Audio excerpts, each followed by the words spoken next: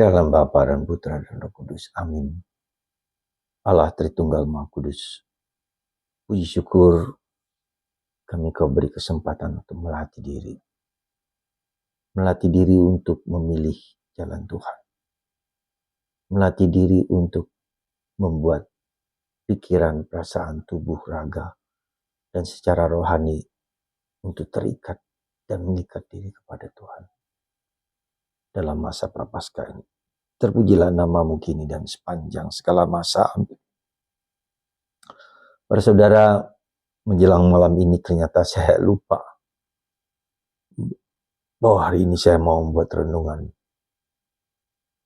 Saudara, sejujurnya kita harus sadar bahwa hidup itu sangat rapuh, sangat lemah, tak berdaya.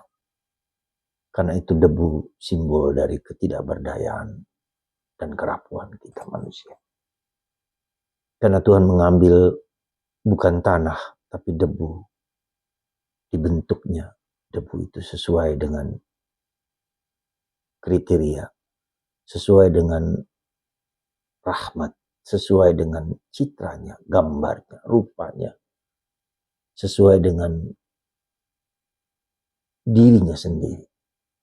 Tuhan memberikan suatu anugerah yang terbesar dalam diri manusia, yaitu rohnya, ruahnya, yang menghidupkan fisik debu itu dan memberikan kedekatan, memberikan kemesraan, dan memberikan Taman Eden sebagai tempat di mana manusia mengalami sukacita, mengalami keabadian.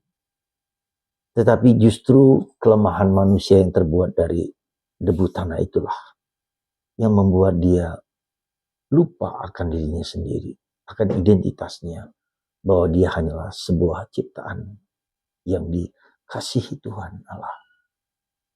Dan inilah saudaraku terkasih, kita kelemahan Adam dan Hawa, kelemahan manusia membuat kita ingin melampaui Sang Pencipta, ingin membuat kriteria hidup kita, hidup manusia berdasarkan apa yang kuinginkan, kupikirkan, kuatur oleh membuat program-program dan kriteria-kriteria yang sesuai dengan diriku.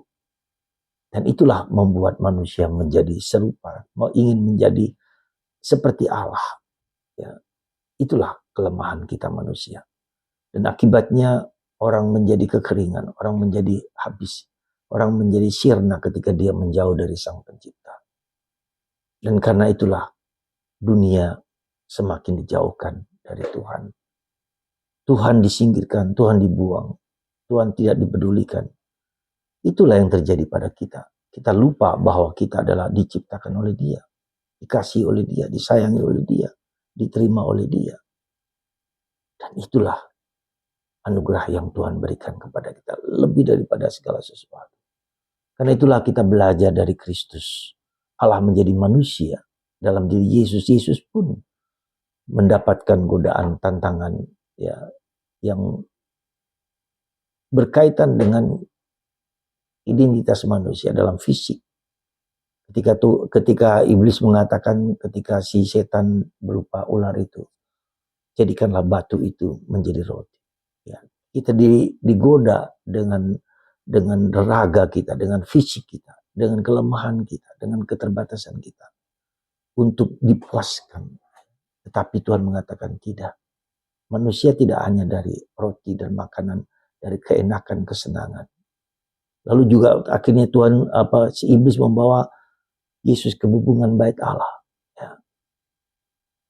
Apa yang dikatakan? Gengsi, kehormatan, harga diri. Ya.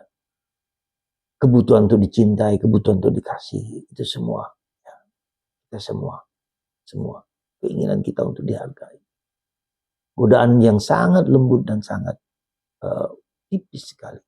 Dan yang terakhir adalah godaan yang kekuasaan. Semua diberikan oleh Tuhan. Maka banyak orang pergi ke dukun untuk mendapatkan apa yang dia dapatkan, ingin dapatkan.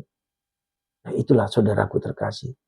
Godaan-godaan kita akan kekuasaan, akan nafsu, akan keinginan secara halus, secara secara simpel, sederhana. Dan Tuhan Dan iblis memakainya, menggoda kita untuk jatuh, untuk tunduk, untuk menyingkirkan Allah, memenuhi kebutuhan kita manusia. Saudara, mari kita sadari, siapakah yang dapat mengalahkan? Itu Kristus, Roh Kudus.